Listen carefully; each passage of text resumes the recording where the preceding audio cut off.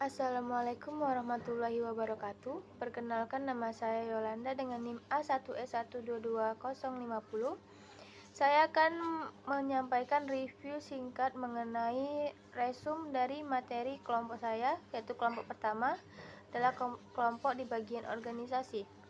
Yang pertama adalah definisi organisasi.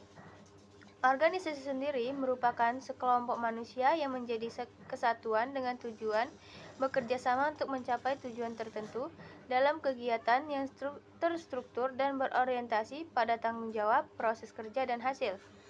Lalu tujuan dari organisasi adalah sesuatu yang ingin dicapai oleh seluruh anggota organisasi.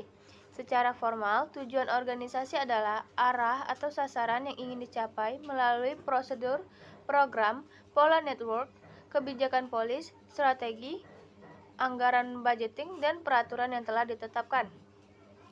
Organisasi sendiri memiliki manfaat, yaitu berupa yang pertama, adanya perubahan yang signifikan terhadap wawasan dan memiliki banyak pengetahuan dan pengalaman dalam berbagai bidang mengenai sosialisasi dan kepemimpinan. Lalu yang kedua, organisasi sebagai penuntun pencapaian tujuan akan mudah dicapai dan lebih efektif jika organisasi dikelola dengan baik. Lalu selanjutnya, organisasi dapat mempengaruhi karir. Rata-rata orang yang berorganisasi memiliki karir yang cepat dan lebih bagus dari yang tidak berorganisasi, seperti organisasi ekstra kampus atau organisasi intrakampus, lebih banyak menjadi pejabat, kepala dinas, dan lain-lain. Lalu selanjutnya, dengan adanya organisasi, semua dapat dijadikan kajian dan penelitian sehingga akan melahirkan keilmuan baru. Lalu terdapat faktor pembentuk dari organisasi ini. Faktor itu adalah faktor yang berkaitan dengan pola formal dari aktivitas dan hubungan timbal balik antar berbagai subunit pada suatu organisasi. Faktor dalam pembentuk organisasi meliputi 1. Adanya tujuan bersama. Organisasi mensyaratkan suatu yang akan diinginkan, biasanya terumuskan dalam visi, misi, target, tujuan. Tujuan inilah yang menyatukan berbagai unsur dalam organisasi.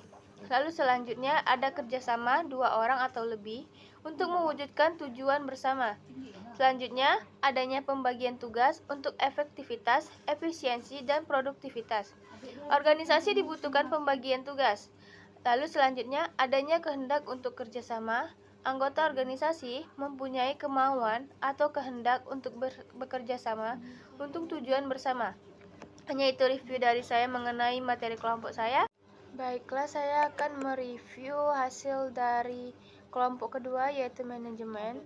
Resume kelompok kedua. Materi ini saya ambil dari resume mereka. Baiklah, pengertian yang pertama kita masuk ke definisi manajemen.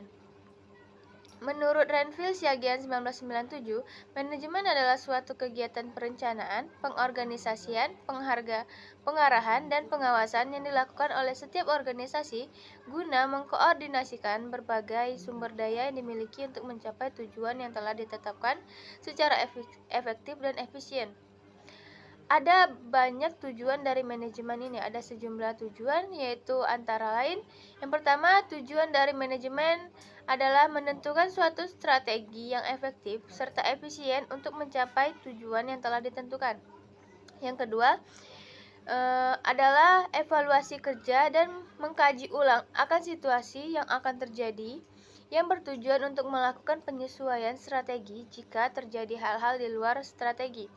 Lalu selanjutnya, mengatur dan menjaga kesehatan emosi atau personal, keuangan, dan semua sektor pada suatu perusahaan supaya perusahaan tersebut bisa mencapai profit yang maksimal. Lalu selanjutnya, mengevaluasi dan meninjau kembali suatu kekuatan atau strength, kelemahan, weakness, peluang maupun ancaman yang ada, dan sebagainya. Secara umum, tujuan manajemen adalah memperoleh hasil maksimal sesuai target yang sudah ditentukan sebelumnya. Dikutip dari buku pengantar manajemen tahun 2018 oleh Yaya Runatnasih SE. Lalu, manajemen ini memiliki manfaat, yaitu yang pertama, membantu merancang strategi melalui pendekatan yang sistematis, rasional, dan efektif. Selanjutnya, mendapatkan hasil yang maksimal. Lalu, memudahkan untuk menyajikan kerangka kerja baik dalam jangka pendek maupun jangka panjang, sehingga target bisa ditentukan. Lalu selanjutnya pengalokasian sumber daya yang efektif mendorong tumbuhnya sikap profesional dari setiap anggota organisasi untuk menjalankan perannya masing-masing. Lalu manajemen sendiri memiliki faktor-faktor yang mempengaruhinya, yaitu yang pertama faktor lingkungan eksternal seperti kondisi ekonomi, kebijakan pemerintah, persaingan industri, dan perkembangan teknologi dapat mempengaruhi strategi dan operasi organisasi. Lalu selanjutnya sumber daya manusia. Faktor manusia termasuk karyawan dan kepemimpinan berperan penting dalam manajemen. Lalu perancangan dan pengorganisasian proses perencanaan yang baik memungkinkan organisasi untuk merumuskan tujuan, strategi, dan rencana tindakan yang jelas. Selanjutnya adalah komunikasi. Komunikasi yang baik adalah faktor kunci dalam manajemen yang sukses. Lalu selanjutnya pengendalian ini melibatkan pemantauan kinerja, evaluasi, dan tindakan perbaikan jika diperlukan. Lalu ada budaya organisasi. Budaya organisasi ini mencakup nilai-nilai, norma, dan keyakinan yang dianut oleh organisasi.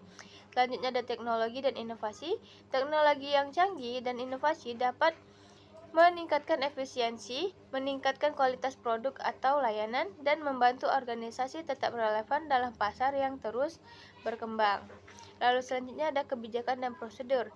Kebijakan dan prosedur yang jelas dan terdefinisi dengan baik memberikan pedoman dan kerangka kerja untuk pengambilan keputusan. Mungkin hanya itu materi yang dari kelompok manajemen yang bisa saya review, saya jelaskan dengan cara saya.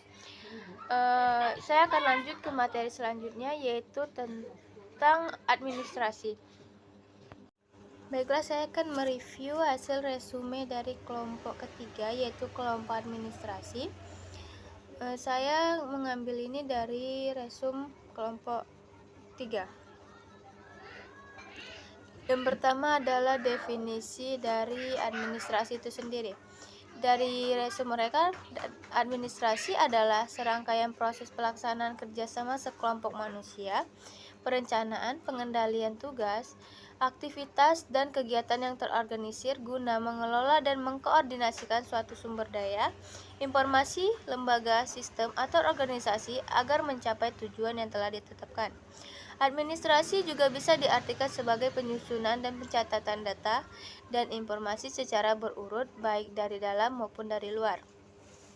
Administrasi sendiri ada 5 tujuan, yaitu yang pertama, administrasi bertujuan untuk monitoring atau memantau kegiatan atau data yang dimiliki oleh perusahaan atau organisasi. Yang kedua adalah agar pengelola usaha bisa mengevaluasi suatu kegiatan-kegiatan dalam pengorganisasian perusahaan. Lalu ketiga, administrasi bertujuan untuk menyusun suatu program pengembangan usaha dan suatu kegiatan perorganisasian. Yang keempat adalah administrasi bertujuan untuk mengamankan data atau catatan atau mengamankan suatu kegiatan usaha dan organisasi perusahaan. Yang kelima adalah administrasi bertujuan untuk membantu segala perencanaan kegiatan agar tercapai tujuan yang sama.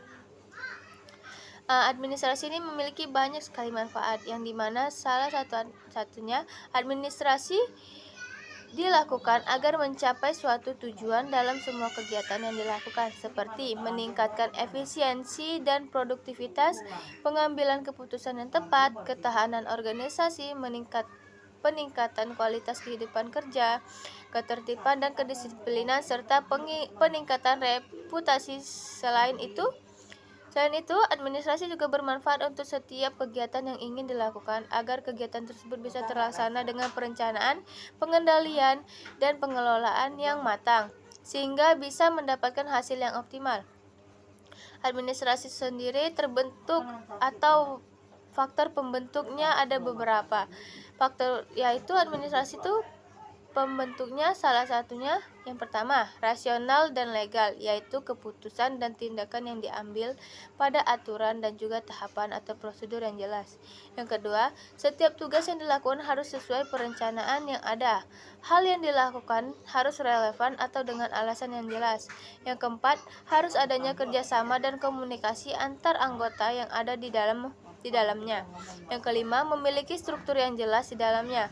Yang keenam, diharapkan adanya pengkoordinasian yang terstruktur mengenai suatu hal yang ingin dicapai. Cuma itu yang bisa saya jelaskan dari materi resum kelompok 3 yaitu administrasi. Lebih kurang saya mohon maaf, dan hanya ini segitu yang bisa saya sampaikan. Saya akhiri, wabillahi taufiq wal hidayah. Wassalamualaikum warahmatullahi wabarakatuh.